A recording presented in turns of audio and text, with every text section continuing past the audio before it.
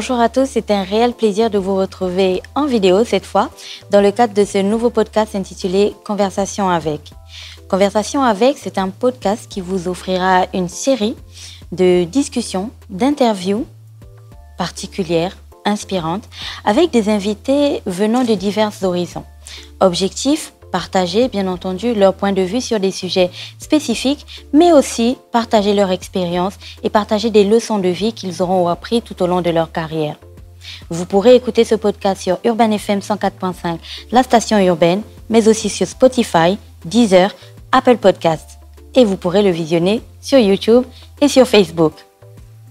N'oubliez pas de nous suivre sur Facebook et sur TikTok, bien entendu, Urban FM 104.5, la station urbaine. Ce premier épisode est très important pour moi parce que l'invité de ce premier épisode, l'invité qui inaugure notre podcast, est une femme extrêmement motivante et extrêmement inspirante. Aujourd'hui, elle occupe le poste d'ambassadeur des États-Unis au Gabon. Les liens bilatéraux entre le Gabon et les États-Unis datent de plusieurs décennies déjà. Cependant, il y a derrière ces liens bilatéraux énormément de projets, énormément d'actions et énormément de bénéficiaires. C'est de ça dont on discutera aujourd'hui. On discutera aussi bien entendu de son amour pour l'empowerment des femmes, mais aussi pour ce que l'ambassade des États-Unis, à travers le département d'État ou le gouvernement américain, fait pour les jeunes Gabonais, pour les femmes, pour la société civile, mais aussi pour notre pays en général.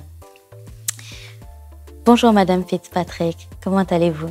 Bonjour Gina, je vais très bien, merci. C'est un réel plaisir de vous avoir ici en première invitée. Tout d'abord, au nom de toute l'équipe, j'aimerais vous dire merci d'avoir accepté de nous recevoir dans votre résidence et bien entendu de discuter avec nous. Merci beaucoup du fond du cœur. Je voudrais démarrer cette conversation en vous demandant comment est-ce que vous êtes devenu ambassadeur? Wow, c'est une bonne question. Mais tout d'abord, je voudrais vous dire que bonjour à tout le monde et bonjour à tous les auditeurs qui m'écoutent. Et je voudrais vous dire merci beaucoup pour me donner cette opportunité pour parler avec vous sur divers sujets. Concernant votre question, oui, j'ai décidé de devenir diplomate quand j'avais seulement 8 ans. Je suis née dans une île dans la Caraïbe et quand j'étais jeune, je voyais la télévision, l'actualité avec mon père chaque soir. Et j'ai décidé d'avoir la chance pour quitter l'île et de voir le monde entier. Et donc j'ai décidé d'associer l'idée de voyage avec la diplomatie. Donc, ça, c'est la raison pour laquelle j'ai décidé de devenir diplomate.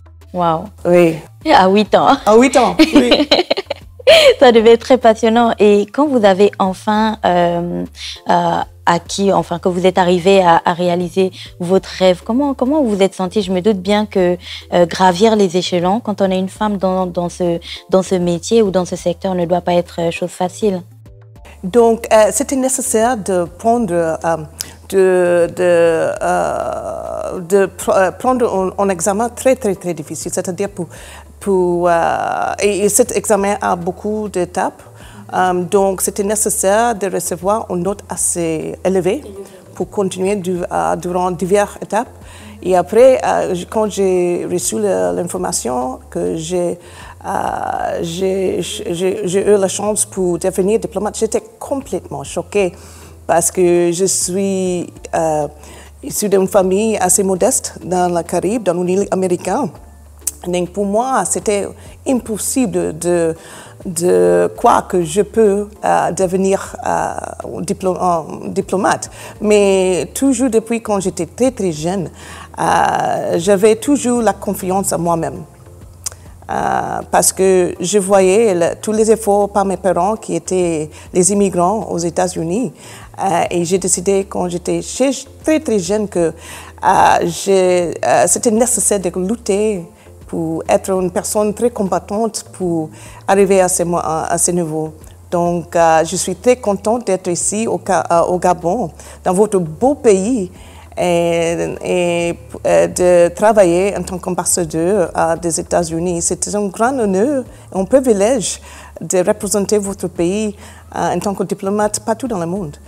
Merci beaucoup, merci pour ça. Vous avez dit quelque chose qui est très important. Vous avez dit que vous venez d'une famille modeste et que ça n'a pas souvent été facile pour vous.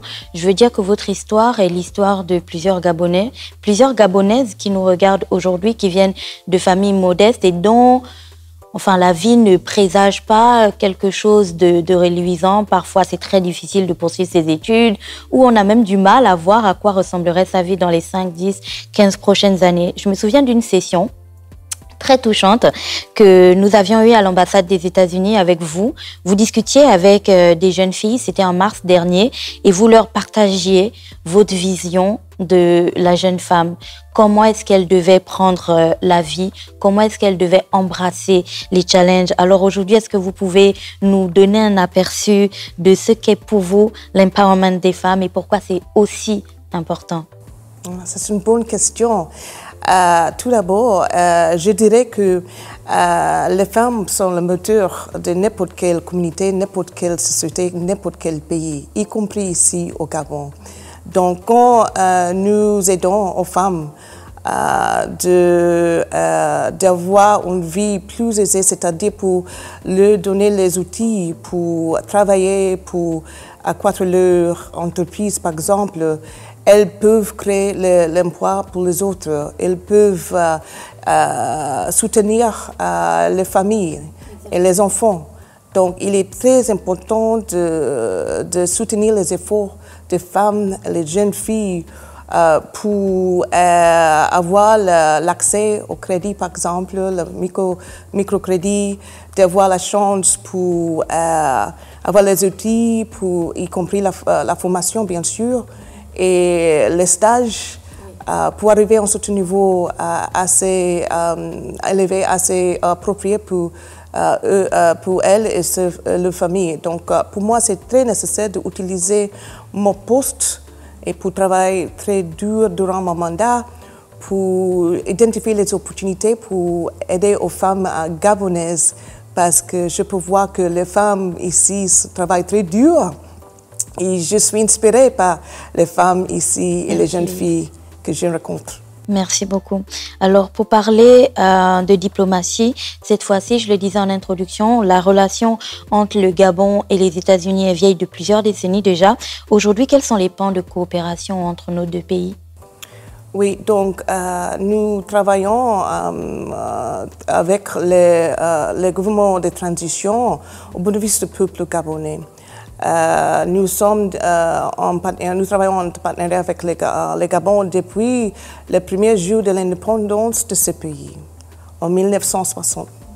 Donc, pour nous, c'est la continuation de notre partenariat avec le Gabon. Et maintenant, notre politique vers le pays est basée sur quelques axes, je peux dire. Premièrement, ça c'est pour soutenir les efforts de ce gouvernement de transition vers la transition démocratique. Et sur cet aspect, nous avons fait appel aux experts menés par notre agence, l'agence aide américaine d'aide au développement international, c'est-à-dire le USAID, pour être disponible de donner l'assistance technique au gouvernement de transition sur les diverses étapes de la transition démocratique, par exemple. Un autre axe, c'est le soutien pour l'environnement. Bien sûr, nous sommes très reconnaissants du fait que le Gabon est parti de la bassin du Congo. Ça, c'est le deuxième poumon de la planète. Vous avez fait beaucoup d'efforts pour protéger l'environnement. Vous êtes un leader mondialement dans ce domaine. Donc, il est absolument nécessaire de soutenir les efforts menés par le gouvernement et le peuple gabonais pour protéger l'environnement, pour éviter de voir la destruction des forêts, par exemple. Donc, ça, c'est très important pour nous. Bien sûr, sur l'aspect sécuritaire, c'est-à-dire notre coopération militaire ou sécuritaire, nous avons la même vision de protéger l'espace maritime dans le golfe de Guinée contre la piraterie, par exemple, contre la pêche illégale et illicite dans cet espace. Donc, pour nous, c'est très important de travailler en étroite collaboration avec le gouvernement, la société civile, les autres acteurs clés pour travailler ensemble. Bien sûr, nous voulons voir la continuation de nos efforts pour soutenir la société civile, pour soutenir les efforts de jeunes personnes et des autres personnes, bien sûr, pour avoir la chance pour aller aux États-Unis, par exemple, à travers des échanges, des programmes d'échange, bien sûr, y compris le IVLP, qui est très connu, Mandela Washington Fellowship. Une fois de plus, c'est un autre programme qui est très connu à travers de notre coin espace américain ici. Oui, l'American Corner qui se trouve à Glace. À Glace, nous avons l'American Corner à Glace, ici à Libreville. Nous avons American Space près d'ici, dans l'Académie des Actes. Et nous avons un espace également à Port-Gentil. Ça, c'est les espaces où n'importe quelle personne peut utiliser l'Internet, prendre des cours d'anglais, et ça, c'est très important. Et ils peuvent prendre n'importe quel cours à court terme, à moyen terme, pour bâtir, pour augmenter leurs compétences dans divers domaines. Donc, nous faisons beaucoup en partenariat avec le Gabon. D'accord.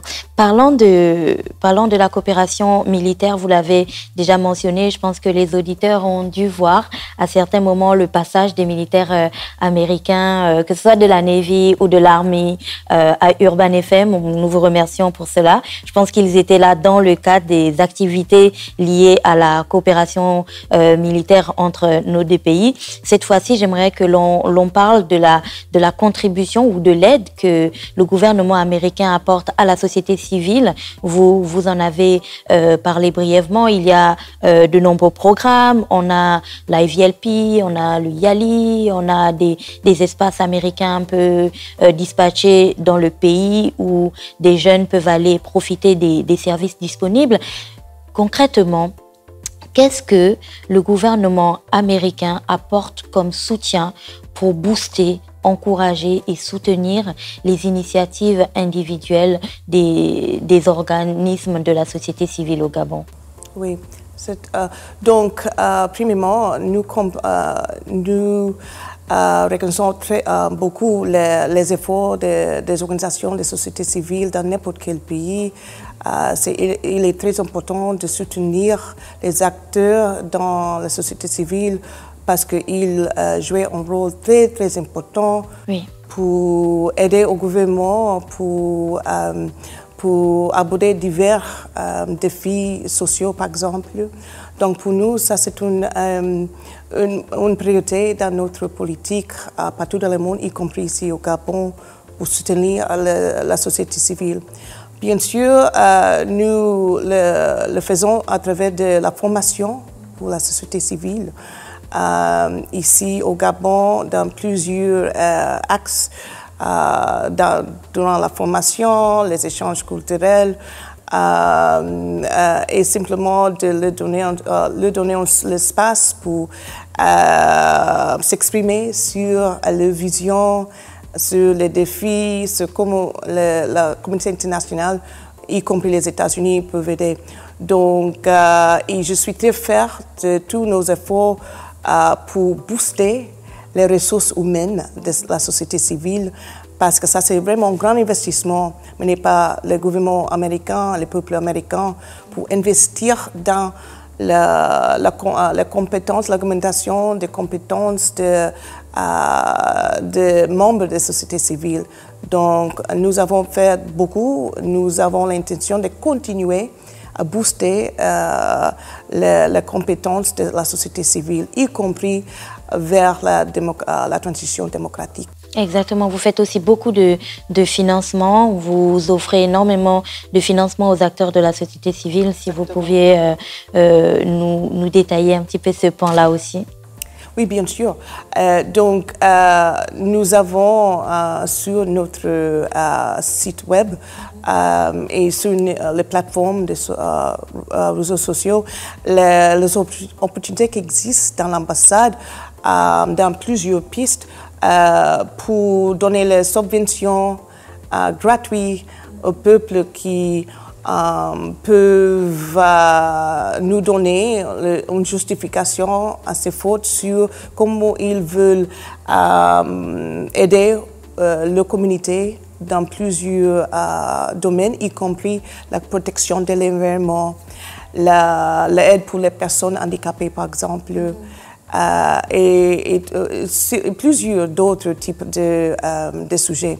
Donc, il existe toujours les opportunités.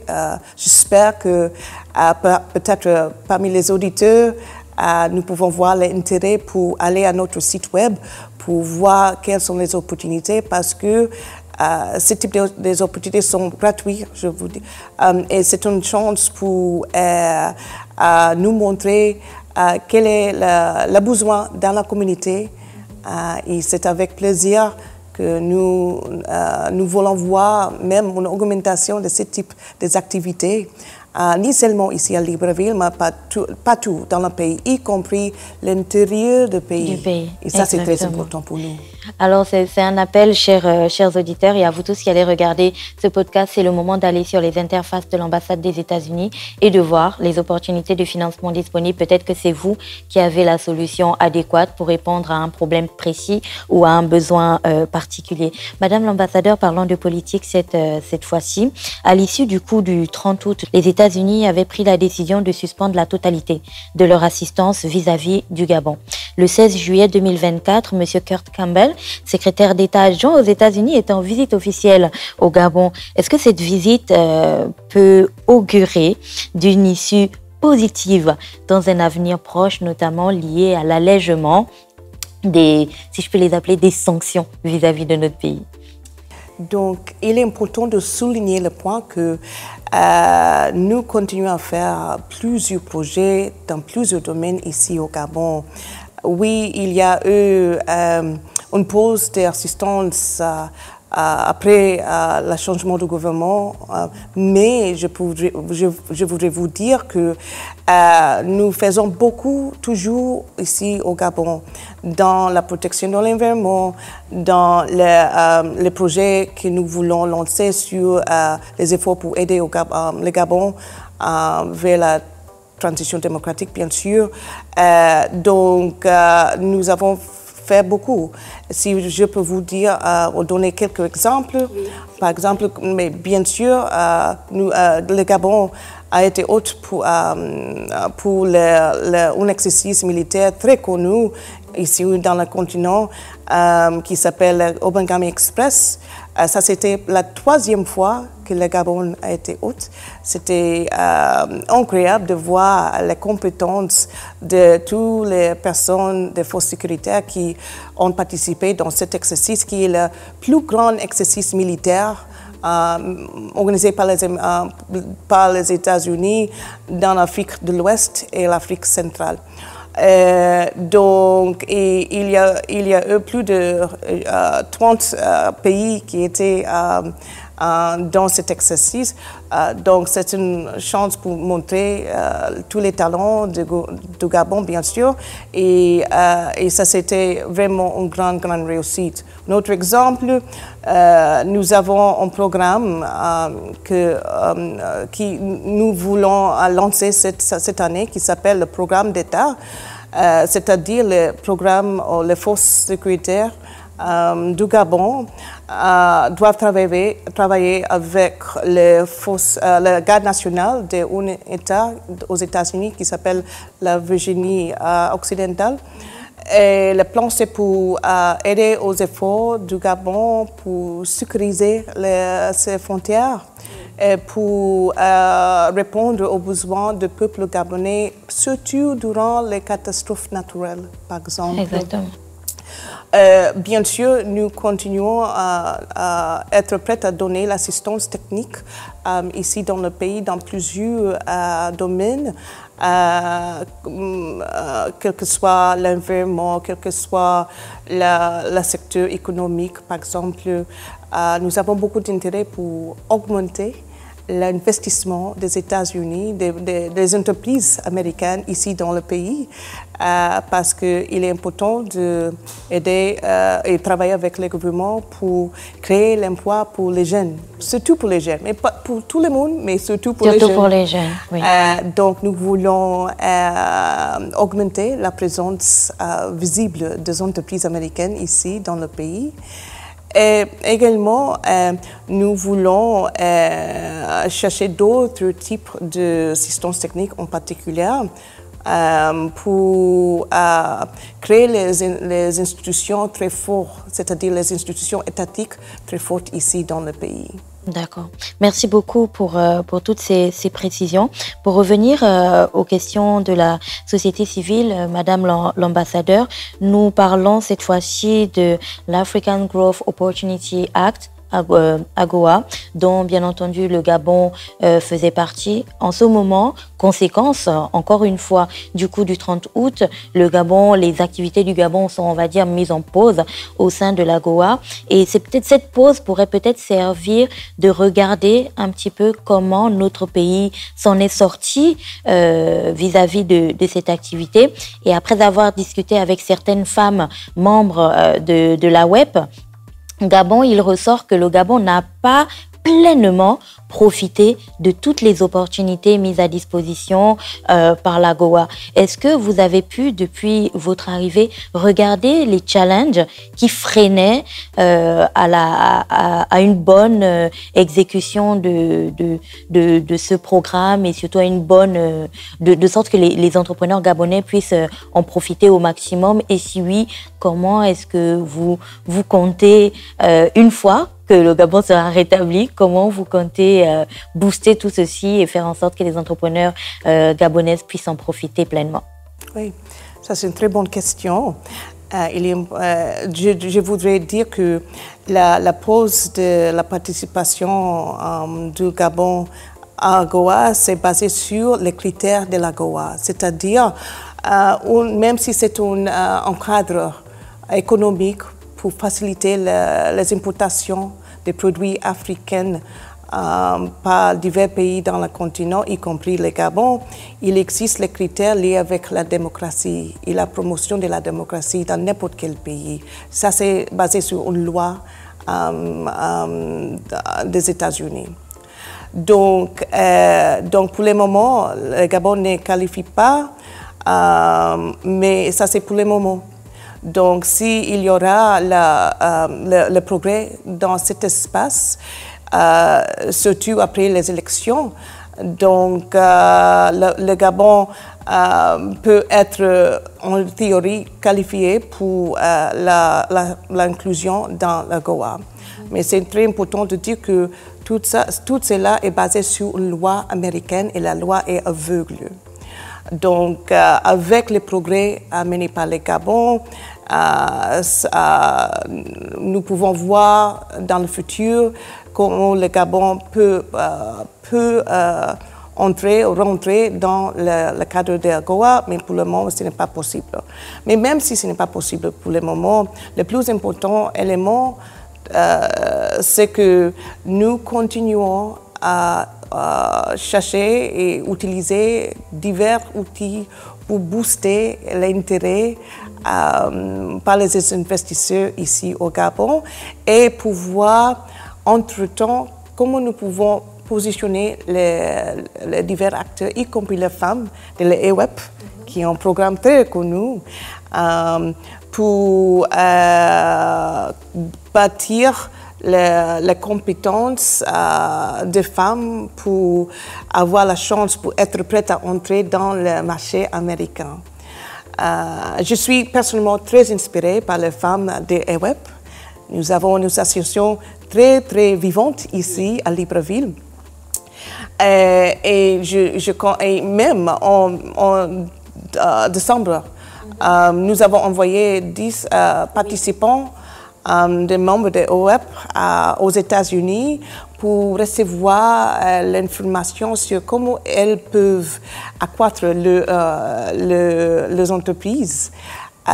Et comment nous, aux États-Unis, nous essayons d'aider aux femmes et les entreprises assez petites pour accroître en général.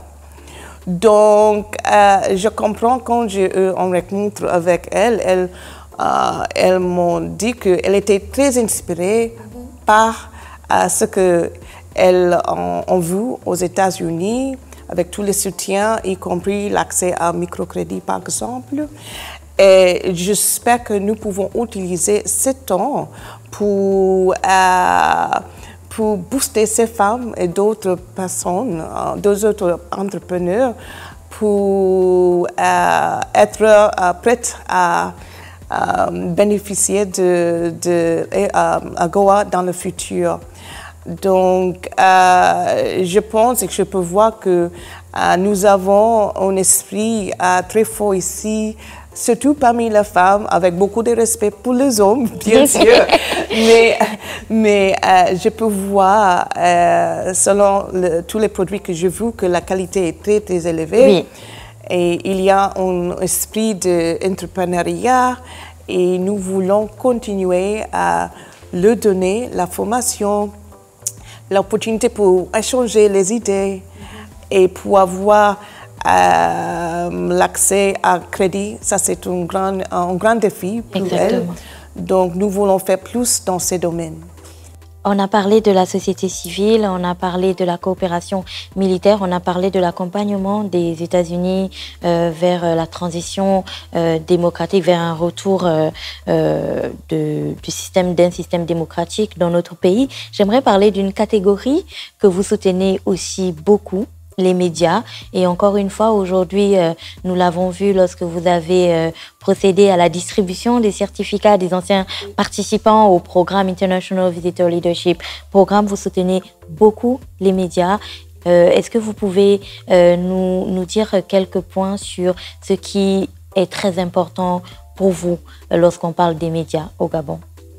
Oui, donc nous avons l'intention de continuer tous nos efforts pour aider au peuple, aider aux journalistes de diverses plateformes, y compris l'utilisation de l'intelligence artificielle pour faciliter le travail, par exemple.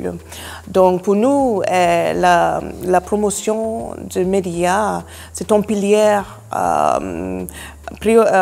central pour la politique étrangère des États-Unis, parce que nous pensons que les médias jouent un rôle primordial dans n'importe quelle démocratie.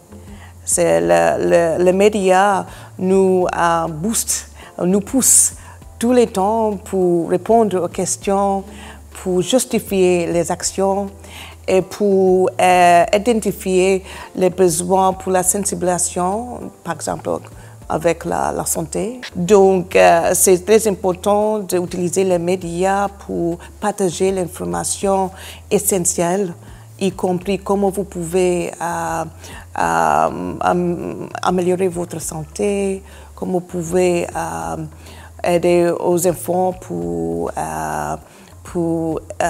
recevoir les bonnes notes, par exemple, dans l'école, à travers les études, et d'autres informations, bien sûr. Donc, il est très, très important de continuer à aider aux efforts par les journalistes, parce que c'est un métier qui est très, très, très compliqué, très difficile. Et j'ai beaucoup de respect pour les journalistes. Merci. Ici au Gabon et partout dans le monde, parce que c'est un travail que vous faites en service de votre pays.